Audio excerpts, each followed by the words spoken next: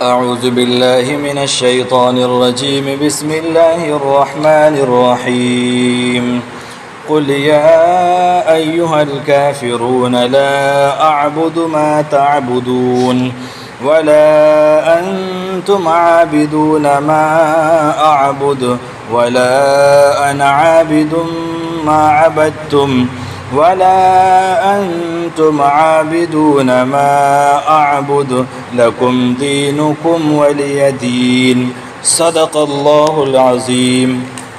اس سورت کا نام ہے سورۃ الکافرون مکیہ۔ یہ ان سورتوں میں سے ہے جو اکثر و بیشتر مسلمانوں کو یاد ہوتی ہے۔ کثرت سے ان سورتوں کو لوگ نماز میں پڑھتے ہیں۔ اس صورت کے فضائل بہت زیادہ ہیں۔ اللہ کے نبی صلی اللہ علیہ وسلم نے بہت فضیلتیں اس کے بیان کی ہے۔ اللہ کے نبی صلی اللہ علیہ وسلم کا یہ معمول تھا کہ فجر کی جو 2 رکعت سنت پڑھتے ہیں فجر کی فرض نماز سے پہلے، ان میں پہلی رکعت میں قل یا ایھا الکافرون اور دوسری رکعت میں قل هو اللہ احد پڑھتے تھے۔ یہ آپ کا معمول تھا۔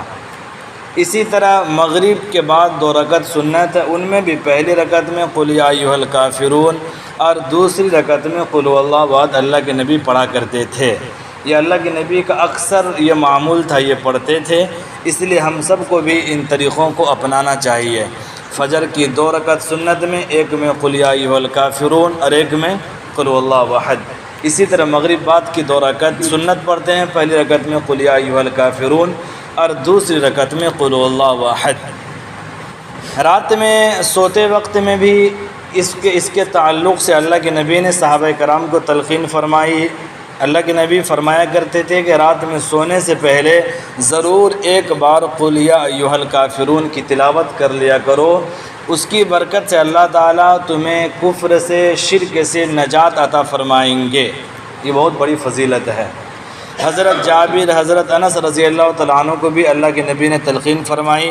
خود اللہ کے نبی صلی اللہ علیہ وسلم کی یہ معمول تھا کہ رات میں جب سونے کے لیے بستر پر جاتے تو 4 قل پڑھتے اور اس کو ہاتھ پر دم کر کے پورے بدن پر دم کر لیا کرتے تھے، اور یہ فرماتے تھے کہ اس صورت کی برکت سے اللہ تبارک و تعالیٰ رات کی بہت ساری بلاؤں سے اور شیاطین کے اثرات سے انسان کی حفاظت فرماتے ہیں۔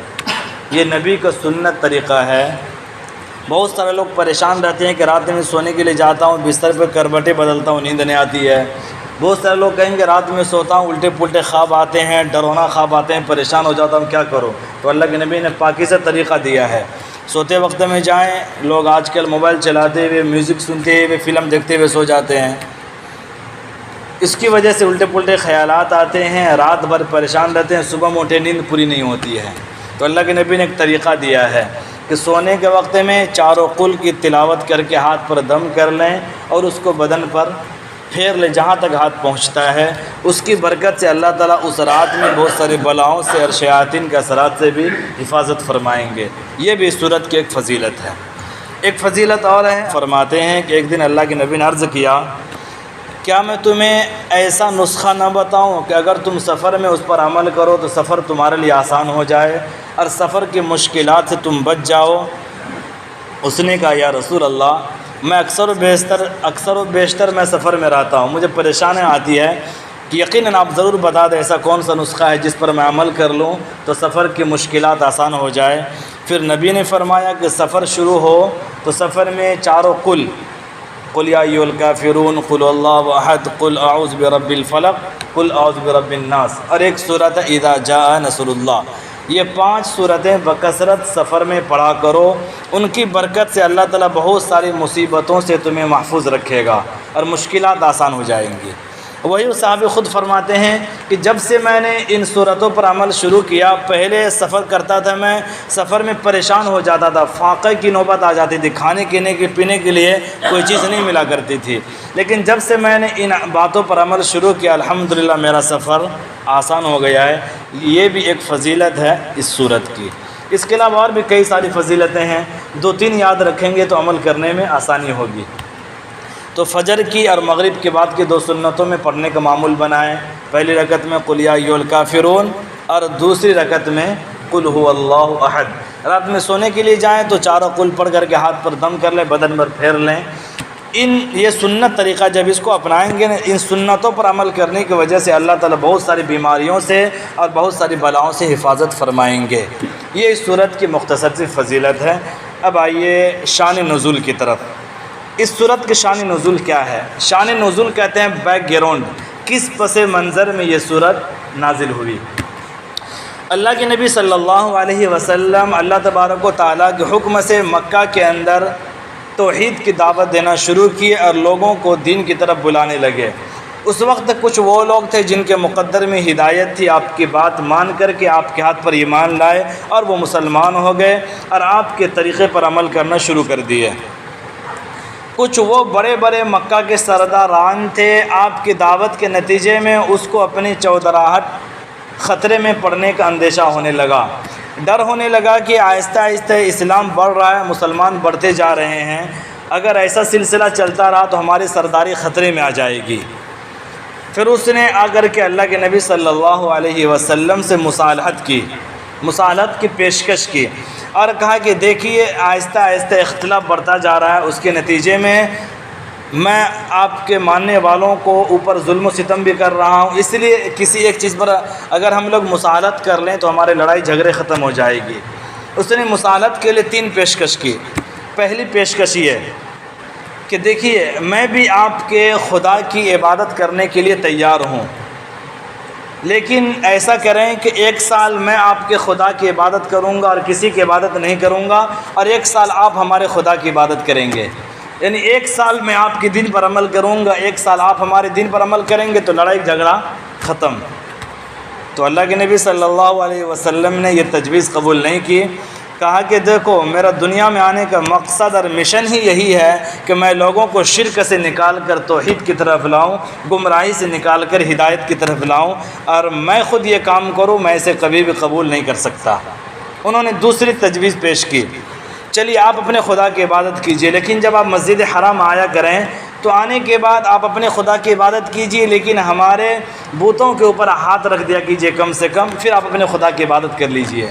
تو نبی نے فرمایا ہمیں یہ بھی تجویز قبول نہیں ہے۔ انہوں نے پھر تیسری پیشکش قبول سامنے رکھی کہ آپ کو کیا چاہیے وہ ہم آپ کو دینے کے لیے تیار ہیں، آپ کو دولت چاہیے ہم آپ کو دیں گے، سرداری چاہیے وہ آپ کو دیں گے، لیکن آپ اپنے خدا کی عبادت کیجئے، ہمارے معبودوں کی برائی مت بیان کیجئے، یہ مت کہا کیجئے کہ یہ بت ان کے خدا نہیں ہے، یہ کہنا آپ بند کر دیجئے۔ اس وقت میں اللہ تبارک و تعالیٰ نے یہ صورت نازل کی، قل یا ایھا الکافرون۔ قل سے مخاطب اللہ کے نبی صلی اللہ علیہ وسلم ہے۔ قل کے معنی ہوتا ہے کہہ دو، ہے اصل میں نبی مخاطب، لیکن اس کے ذریعے پوری امت کو مخاطب کیا گیا ہے۔ ہر زمانے کے مسلمانوں کو چاہیے کہ کافروں سے اس بات کا اعلان کر دے۔ اعلان کیا ہے وہ آگے ہے، قل یا ایھا الکافرون، اے نبی آپ کہہ دیجئے اے کافرو۔ یہ کافر کوئی گالی نہیں ہے، کافر کا معنی عربی زبان، یہ عربی لفظ ہے، اس کا معنی ہے انکار کرنے والا، اللہ رسول کی تعلیمات کو نہ ماننے والا، ان بلیور، یقین نہ کرنے والا۔ اس کے مقابل آتا ہے نبی اور اللہ کی بات کو ماننے والا، تسلیم کرنے والا، بلیور، اس کے لفظ یہ آتا ہے۔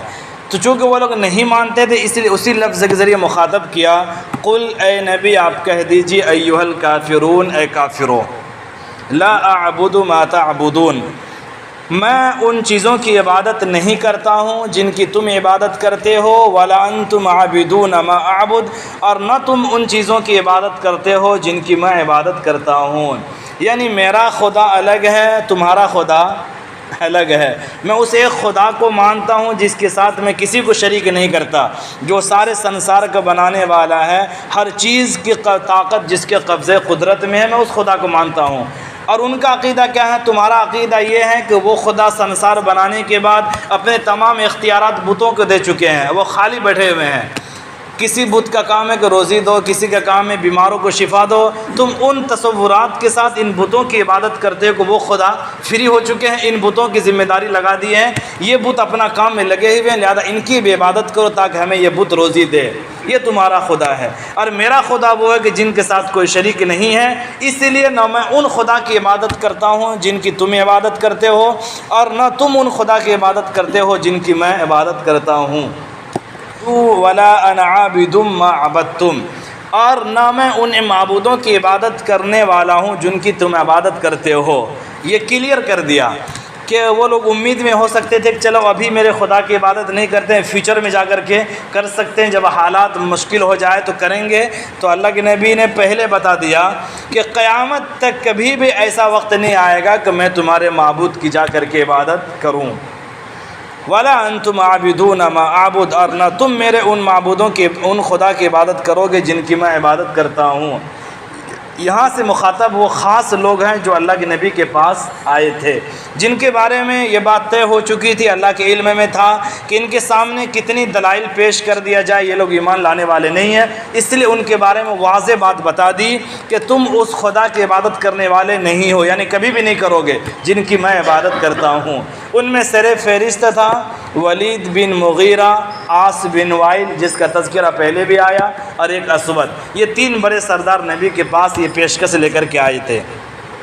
لکم دینکم ولی دین، دیکھو بات جب یہ ہے تو تمہارے لیے تمہارا دین، ہمارے لیے ہمارا دین، تمہارے لیے تمہارا خدا، ہمارے لیے ہمارا خدا۔ میرے دین، میرا وہ دین جو اللہ نے مجھے سکھایا وہ بہت الگ ہے، اور تمہارا وہ دین جو تم اپنے تصورات کے تحت بتوں کی عبادت کرتے ہو وہ دین الگ ہے۔ میرا اور تیرا دین بالکل الگ الگ ہے، نہ میں تمہارے معبود کی عبادت کرتا ہوں نہ تم میرے معبود کی عبادت کرتے ہو۔ یہ مختصر سا ترجمہ اور اس کا مفہوم خلاصہ ہے۔ اس سے حاصل ہونے والے سبق دو بہت اہم ہیں۔ پہلا سبق یہ، کفار مکہ کے بارے میں یہ کہا جا رہا ہے کہ وَلَا أَنْتُمْ عَابِدُونَ مَا أَعْبُدُ، تم اس خدا کی عبادت نہیں کرتے ہو جس کی میں عبادت کرتا ہوں۔ حالانکہ وہ کفار مکہ بھی خدا کو مانتے تھے، اسے یقین تھا کہ زمین آسمان کو بنانے والا خدا صرف ایک ہے۔ قرآن نے کہا، قرآن ان کے فطرت کو بیان کرتے ہوئے کہا وَلَئِن سَأَلْتَهُم مَّنْ خَلَقَ السَّمَاوَاتِ وَالْأَرْضَ لَيَقُولُنَّ اللَّهُ، اگر آپ ان سے پوچھیں کہ پوچھو زمین آسمان کو کس نے بنایا تو وہ ضرور بھی ضرور کہیں گے اللہ نے، اس کو معلوم ہے کہ بنایا۔ وہ اللہ کے وجود کو مانتے تھے، انکار نہیں کرتے تھے، لیکن اللہ کے وجود، اللہ کے صفات میں دوسروں کو وہ شریک کر لیتے تھے۔ ان کا یہ جرم تھا کہ اللہ کو مانتے تھے لیکن صفات میں شریک کرتے تھے، یہ خیال کرتے تھے کہ اللہ تعالیٰ اپنے تمام ذمہ داری بتوں کے دے چکے ہیں، لہذا ایک بت کا کام ہے کہ روزی دو، ایک بت کا کام ہے کہ بیماروں کو شفا دو، ایک بت کا کام ہے کہ اولاد دو۔ اللہ کو مانتے تھے، صفات میں شریک کرتے تھے، تو اللہ تعالیٰ نے فرمایا کہ تم اپنے اللہ کی عبادت نہیں کرتے ہو۔ یہ وہ راستہ ہے جن پر آج مسلمانوں میں سے اکثر و بیشتر لوگ اسی راستے پر چل رہے ہیں جس راستے پر مکہ کے کافر چلتے تھے۔ وہ کون سا راستہ ہے؟ اللہ کو سب مانتے ہیں، لیکن جب صفات کی بات آئے تو ہم پیر کو شریک کر لیتے ہیں، اور مزاروں پہ جا کر کے جو مزار کے اندر لیٹے ہوئے اللہ کے ولی ہیں ان کو شریک کر لیتے ہیں، اور کہتے ہیں کہ اے داتا ہمیں اولاد دے دو، اے داتا ہمارے مشکل کو حل کر دو۔ یہ وہ راستہ ہے جو مکہ کے کافر چلا کرتے تھے، آج مسلمان اس راستے پر چل رہے ہیں۔ اللہ کے نبی سے بڑی ذات کسی کی ہو سکتی ہے؟ اللہ کے نبی صلی اللہ علیہ وسلم دنیا سے جانے سے پہلے بتا دیے، دیکھو میں دنیا سے جا رہا ہوں، میرے جانے کے بعد میرے تعریف میں اتنا غلو مت کرنا کہ مجھے خدا تک پہنچا دینا، یعنی مجھے خدا مان لینا۔ جس طرح عیسائیوں نے عیسیٰ علیہ السلام کو خدا مان لیا، خدا کے ساتھ شریک کر دیا، میرے ساتھ کبھی بھی تم ایسی حرکت مت کرنا کہ مجھے خدا کا درجہ دے دو۔ اللہ کے نبی بتا دیے، واضح کر دیے کہ خدا اور ہے مخلوق، اور ہے مخلوق کتنا ہی بڑا ہو جائے وہ خدا نہیں بن سکتا ہے۔ جب اللہ کے نبی اتنے بڑی شخصیت کا حامل، تمام نبیوں کا سردار، وہ خود یہ کہہ رہے ہیں کہ خدا اور ہے مخلوق اور ہے، تو پھر کسی ولی اور کسی پیر کو یہ سمجھنا یہ اولاد دے دے، یہ ہمارے مشکل حل کر دے، یہ اللہ کے ساتھ شرک ٹھہرانا ہے جس کو اللہ کبھی بھی معاف نہیں کریں گے۔ اسی کے بارے میں تو اللہ تعالیٰ کہہ رہے ہیں وَلَا أَنْتُمْ عَابِدُونَ مَا أَعْبُدُ، تم اس خدا کی عبادت نہیں کرتے ہو جس کی میں عبادت کرتا ہوں۔ حالانکہ وہ اللہ کو مانتے تھے، مکہ کا کافر، ہم بھی مانتے ہیں، لیکن وہ صفات میں اللہ کو شریک کر لیتے تھے۔ یہ ہمارا بت ہے جو ہمیں روزی دیتا ہے، یہ ہمارا بت ہے ہمیں اولاد دیتا ہے، یہ ہمارا بت ہمارے مشکل کو حل کرتا ہے۔ آج دیہات میں آپ چلے جائیں، اکثر و بیشتر وہ طبقہ جو علم سے بہت دور ہے، کوئی پریشانی آئی مزار پہ چلے جائیں گے، فلاں مزار کے پیر ہمیں مشکل کو حل کر دیں گے، وہ مشکل کشا ہے، یہ اولاد دینے والے ہیں۔ حالانکہ بڑے بڑے اللہ کے ولی جو قبر میں لیٹے ہوئے ہیں ان کی عظمت ہمارے سروں پر، لیکن اس کو ہم خدا کا درجہ نہیں دے سکتے ہیں۔ جب اللہ کے نبی خود منع کر رہے ہیں مجھے خدا کے درجے کے برابر مت کر دینا میرے جانے کے بعد، تو ہم پیر کو کیسے خدا کا درجہ دے سکتے ہیں؟ مزار پر جانا کوئی بری بات نہیں ہے، جانے کے بعد کیا کرنا ہے؟ وہاں جانے کے بعد جو اللہ کے ولی اس قبر میں لیٹے ہوئے ان کے ایصال ثواب کے ان کے لیے ایصال ثواب کر سکتے ہیں، چند صورتیں پڑھ کر کے، 3 بار قل اللہ پڑھنے سے پورے قرآن کا ثواب ملتا ہے، پڑھ کر کے ان کے نام ایصال ثواب کر سکتے ہیں، یا ان کے مغفرت کے لیے دعا کر سکتے ہیں، یا ان کے درجات کے بلند ہونے کے لیے دعا کر سکتے ہیں۔ ان مقصد کے لیے آپ جائیں، لیکن اس لیے جائیں کہ وہ ہمارے مشکل کو حل کر دے، بگڑی بنا دے، ہمیں اولاد دے دے، پھر یہ اللہ کے ساتھ شرک ٹھہرانا ہے، جو مکہ کے کافر بھی کرتے تھے اور ہم بھی کریں تو کافر ہم میں کوئی فرق نہیں رہ جائے گا۔ تو بندوں پر اللہ کی عبادت فرض ہے، لیکن عبادت اس طریقے پر کرنا ہے کہ اللہ کے ساتھ کسی اور کو شریک نہ ٹھہرائے۔ یہ اللہ نے قرآن میں جا بجا ذکر کیا ہے، وَمَا أُمِرُوا إِلَّا لِيَعْبُدُوا اللَّهَ مُخْلِصِينَ لَهُ الدِّينَ حُنَفَاءَ۔ ہمیں یہ حکم دیا گیا ہے کہ ہم صرف اللہ کی عبادت کریں، اللہ کے ساتھ کسی کو شریک نہ ٹھہرائیں۔ یہ اس صورت کا ایک خلاصہ اور ایک سبق یہ ہے۔ دوسرا سبق یہ ہے کہ مصالحت یہ ایک اچھی چیز ہے، لیکن اگر مصالحت کرنے کی وجہ سے دین کا نقصان ہو رہا ہے یا شریعت کے کسی حکم کو قربان کرنا پڑ رہا ہے، اس وقت میں وہ مصالحت کرنا جائز نہیں ہے۔ مکہ کے کافر اسی لیے آئے تھے، 1 سال ہم آپ کی خدا کی عبادت کریں گے، 1 سال آپ ہمارے خدا کی عبادت کیجئے۔ قرآن نے کہا لا اعبد ما تعبدون، نہ میں تمہارے خدا کی عبادت کرتا ہوں نہ تم میرے خدا کی عبادت کرتے ہو۔ دین کے معاملے میں کوئی کمپرمائز نہیں۔ جب شریعت کی بات آ جائے تو سامنے نمرود بھی ہو اور آپ تنے تنہا ہو اور آپ کی گردن پر پوری دنیا کے تلواریں دے دے، تب بھی آپ بول دیجئے میں اللہ کے ساتھ کسی کو شریک نہیں ٹھہرا سکتا۔ حضرت ابراہیم علیہ السلام نمرود کے دربار میں اکیلے تھے، وقت کا بادشاہ مخالف، پوری آرمی مخالف، تمام فوجیں مخالف، ملک کے تمام لوگ، یہاں تک کہ باپ مخالف، پھر بھی آپ نمرود کے پاس جا کر کے کہہ رہے ہیں کہ میں اللہ کے علاوہ تم کو خدا نہیں مان سکتا۔ اس کے پاداش میں آگ میں ڈال دیا گیا، آپ تسلیم کر لیے، لیکن آپ ہتھیار وہاں پر نہیں ڈالے۔ یہ اللہ تعالیٰ اس کے اندر بتا رہے ہیں کہ مصالحت اچھی چیز ہے۔ اللہ کے نبی صلی اللہ علیہ وسلم مدینہ میں یہودیوں سے مصالحت کر رکھے تھے، صلح حدیبیہ کے موقع پر کفار مکہ سے مصالحت کیے، خود اللہ نے نبی کو بتایا وَإِن جَنَحُوا لِلسَّلْمِ فَاجْنَحْ لَهَا، اگر یہ لوگ صلح کے لیے جھک جائیں تو آپ بھی جھک جائیے اور اللہ پر بھروسہ کیجیے۔ صلح کی تعلیم ہے، لیکن صلح کرنے کی وجہ سے دین کے کسی حکم کو قربان کرنا پڑ جائے پھر وہ صلح کرنا جائز نہیں ہے۔ حضرت عبداللہ بن حذیفہ رضی اللہ تعالیٰ عنہ عمر فاروق کے خلافت کے زمانے میں عمر فاروق نے کہیں جنگ پر بھیجا، اللہ کا کرنا ایسا ہوا کہ شکست کا سامنا کرنا پڑا، گرفتار ہو کر کے وقت کے بادشاہ کے دربار میں پیش کر دیے گئے۔ بادشاہ نے کہا محمد کو جھٹلاؤ اور اپنے عقیدہ توحید سے الگ ہو جاؤ۔ اس نے کہا میں یہ کام نہیں کر سکتا۔ بادشاہ نے کہا میں تمہیں مار دوں گا۔ اس نے کہا تم مر کر کے دوبارہ زندہ ہو جاؤ تبھی میں اپنے عقیدہ توحید کو نہیں چھوڑ سکتا۔ بادشاہ نے کہا ایسی بات ہے؟ بولا بالکل، جو سزا دینا چاہو تیار ہو جاؤ، سزا دے دو، میں دین سے کبھی بھی ہٹ نہیں سکتا۔ بادشاہ نے پھر کیا کیا، ایک بڑی کڑھائی منگوایا، اس میں تیل ڈالا، تیل پورا کھولنے لگا، ابلنے لگا، ابال آ گیا اس کے اندر تو ایک مسلمان کو اٹھا کے اس کے اندر ڈال دیا۔ تاریخ کے اندر لکھا ہے کہ چند منٹ کے اندر مسلمان کا بدن کا گوشت ان کے ہڈی سے الگ ہو گیا۔ کھولتا ہوا تیل میں ایک اٹھا کے ڈال دیا۔ یہ منظر دیکھ کر کے عبداللہ بن حذیفہ جو کمانڈر تھے ان کی آنکھوں میں آنسو آ گئے۔ بادشاہ کہنے لگا اب تم نرم پڑ گئے، بس ایک ہی کو دیکھ کر کے تم رونے لگ گئے۔ اس نے کہا رومی کتے، میں اس لیے نہیں رو رہا ہوں کہ اس کے بعد میری باری ہے، مجھے اس تیل میں جلنا پڑے گا، میں اس لیے رو رہا ہوں کہ اللہ نے مجھے ایک ہی جان دی ہے۔ اگر 100 جان دی ہوتی میں ہر جان اللہ کے راستے میں اس طرح قربان کر دیتا، لیکن کبھی بھی میں توحید کے راستے سے قدم کو پیچھے نہیں ہٹاتا۔